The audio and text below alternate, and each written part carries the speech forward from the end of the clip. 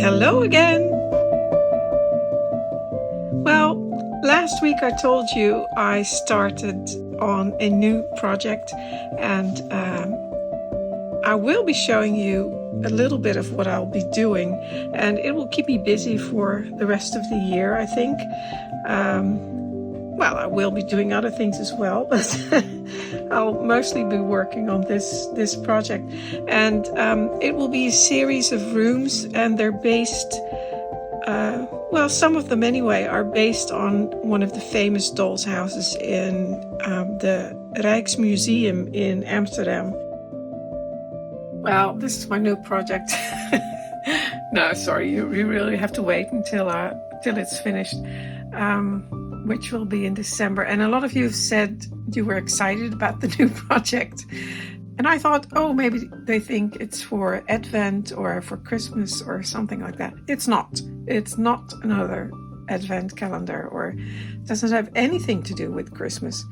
It's just something I'm going to be working on for the next, well, most of the year anyway. And this is basically it. There's a lot more to it, but it's 4 rooms, and this has not been put together yet, but it is going to be like that. And I'm going to be working on the bottom part first. This is what I'll be working on. And yeah, I just thought I'd put it all together, the basic frame of it, and then show you. But I'll start working on it. I have started working on it, but still a lot to do. So that's what it is. And I'm sorry I can't give you anything more. You'll see it develop over time.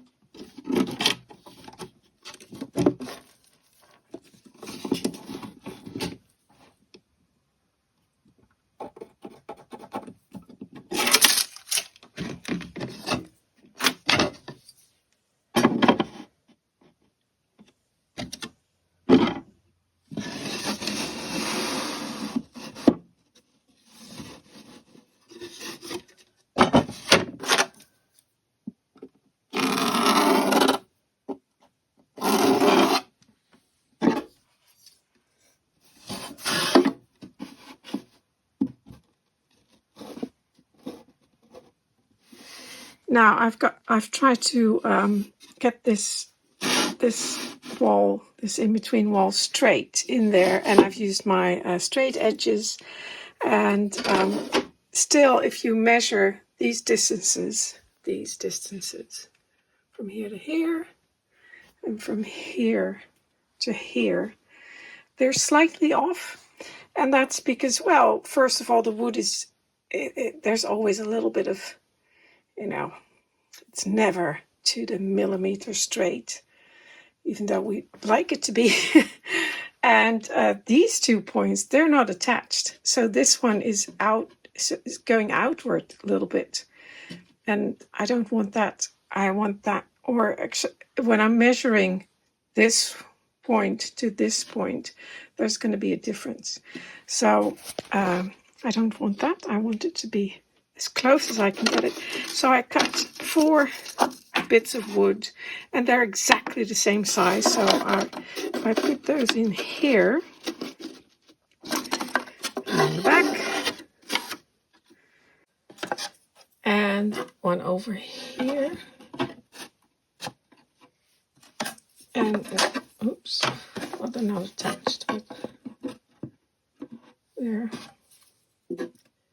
and one over here. So now I can just push against the wood here. And that should give me the exact size and where it needs to go. Now, it keeps falling down.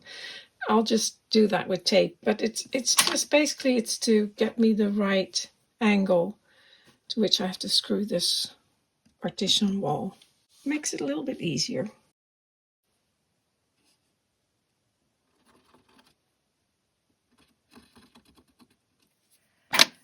Right, now I have to drill some holes.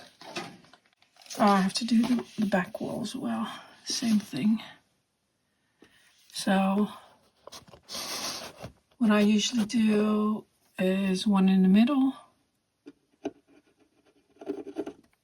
one towards the end, and then I kind of space them. There. I have to drill these holes and then I'll countersink them in the back, and I'll be able to screw in there.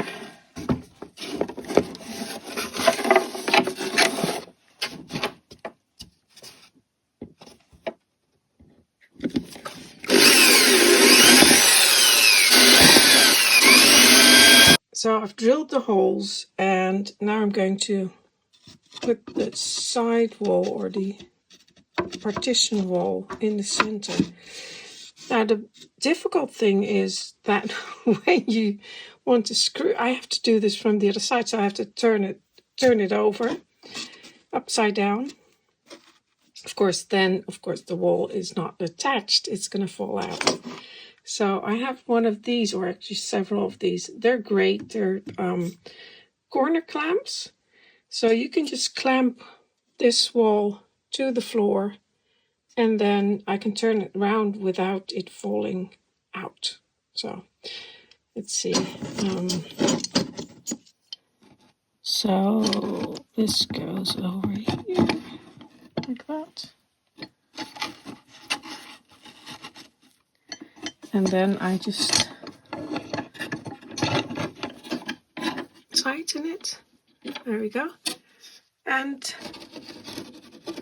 there, it stays in place. Great.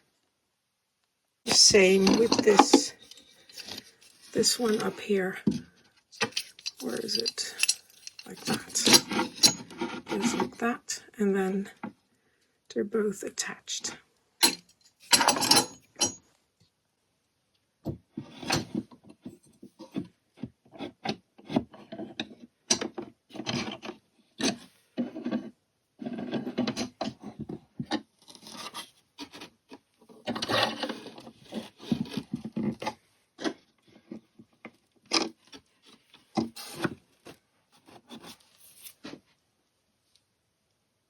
So now I can turn it over.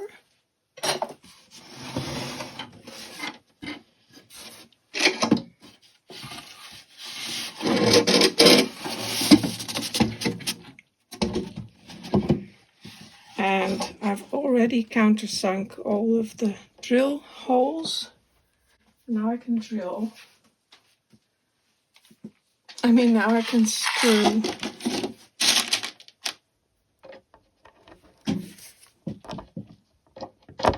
everything in place. But I'm not going to put all the screws in because it's going to come out again. Because I'm going to prepare the walls first, and for that I just need to mark the walls where they have to go, and then I can just, it's much easier to prepare the walls once everything is apart. So I'll show you what I'll be doing. So I've turned it around and I've marked all of the lines where all of the walls are going, and then I can tape the areas. And then I can just prepare the walls, take it all apart, prepare the walls flat on my table. Much easier, but I'll show you that later. First, I have to work on the floors. And today I'm starting with one of the floors, and they're marble floors, and they're red marble. So the thing I like to do when I'm painting anything is, well, I really like these acrylic hobby paints. They have they've got really good coverage and they're fairly cheap. Now, if you're in the US, they're really, really cheap. Here, they're about, I don't know, €2.50 to €3, something like that. So not as cheap as in the US, but still fairly cheap. And I like that they come in so many colors.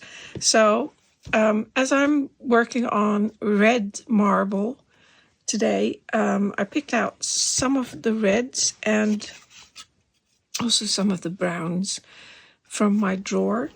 And for some other project, I already did a color chart. And these are the ones that are on here. And I really like this one, Huckleberry. That will be, I think, a good one for the... But there's not a lot in there. So I also have to pay attention to that. And this is Barnyard Red. Also has a little bit of brown in there, which I quite like, because it shouldn't be that bright. But for these colors, and some of them are, I can already tell, they're way too orangey. But, you know, they could be an tiny little accent. But these, I think, could be good.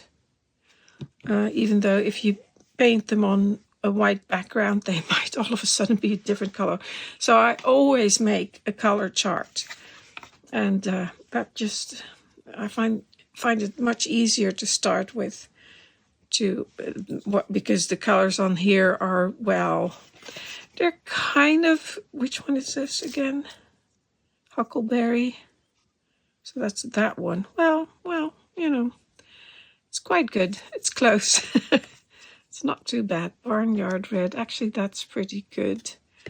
But still, I want to have like a color chart. So I'll just do that.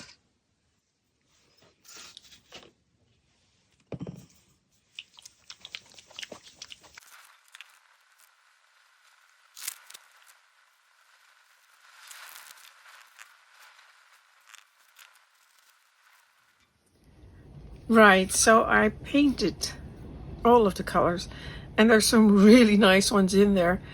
I love that one, Georgia Clay. That might not be the right color for the floor, but I really do like it. So, my goodness, it's windy. I don't know if you can hear that, but there's quite a bit of wind outside. A bit stormy. Anyway, what was I saying? Wrong color. Love the color though. Georgia Clay.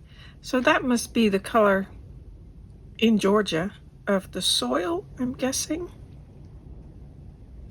No, I don't think that's the right color. So those are the ones that I painted, and some of the like burnt sienna, raw sienna, put those in as well, terracotta, because that one could be useful as well.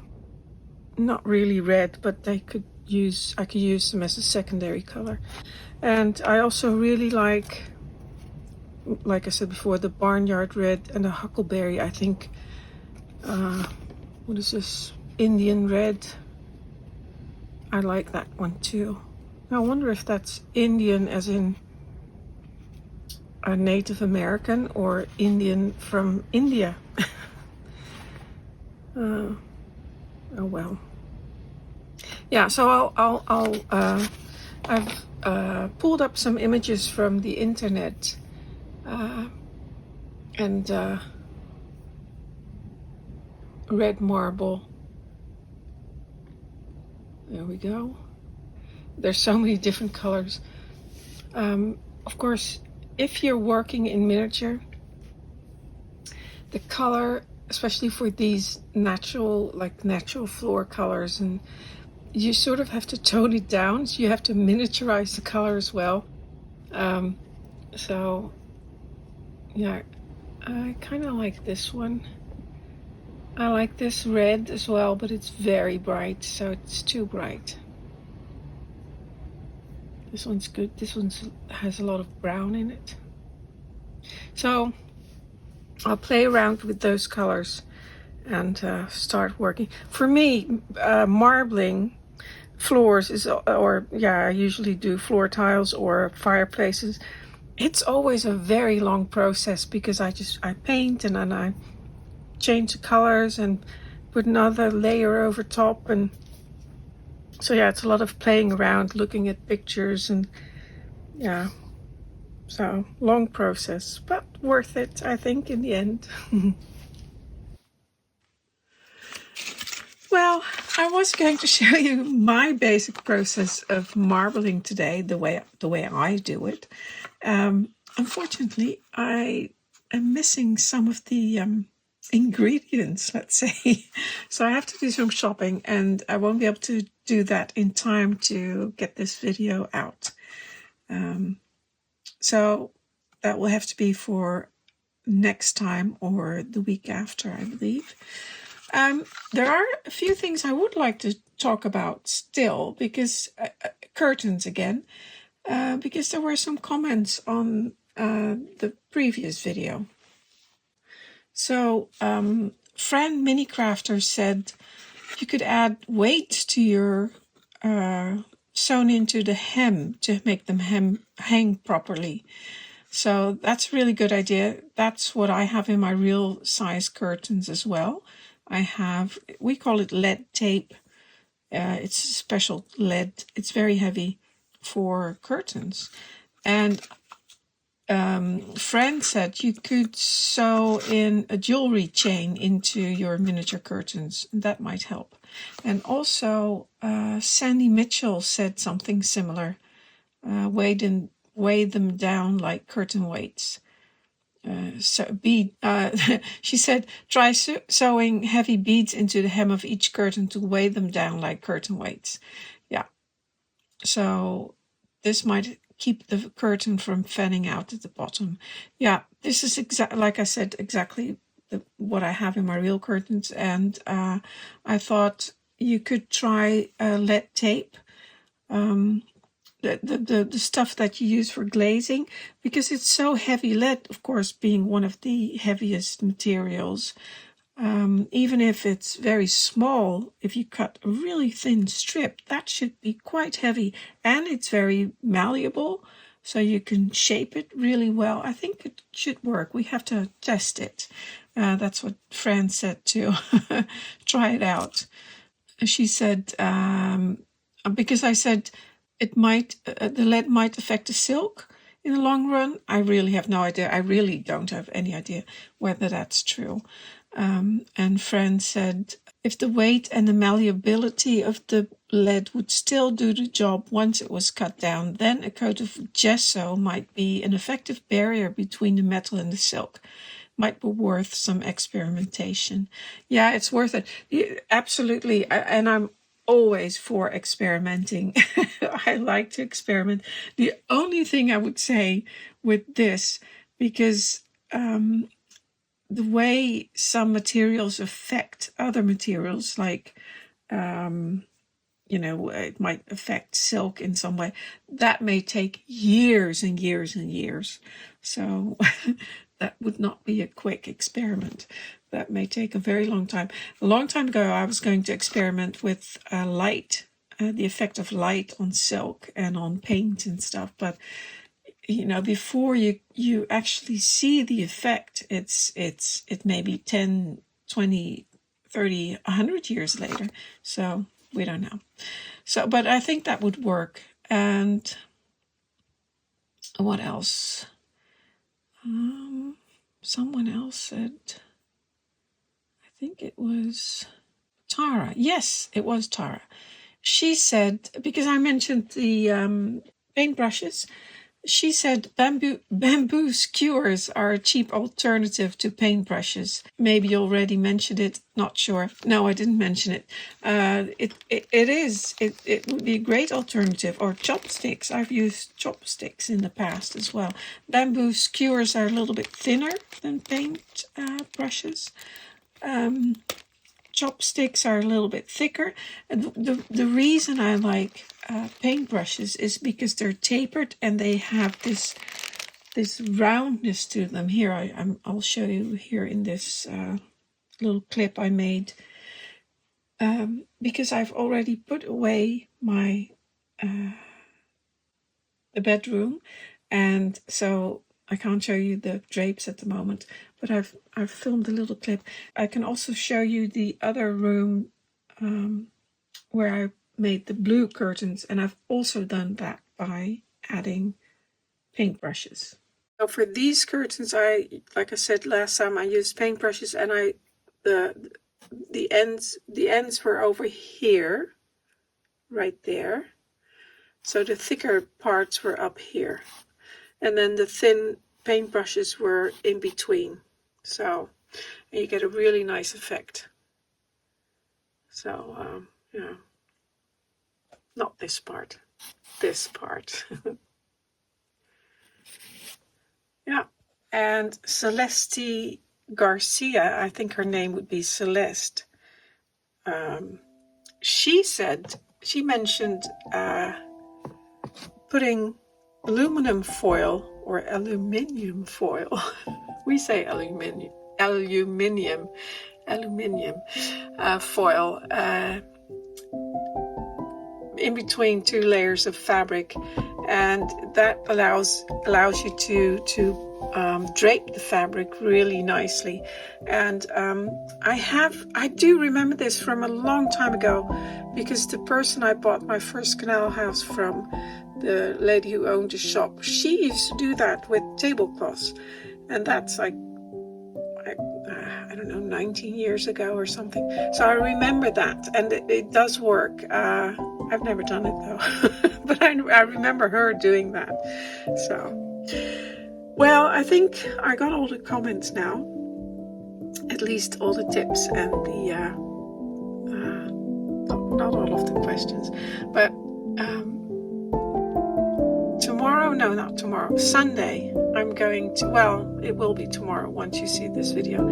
I'm going to a fair. Oh goodness, all these lights. Always a problem with the lights. There. I'm going to a fair, small one, but I'll be able to buy some materials and things that I need. So, that's it for today. Thank you for watching. Until next time.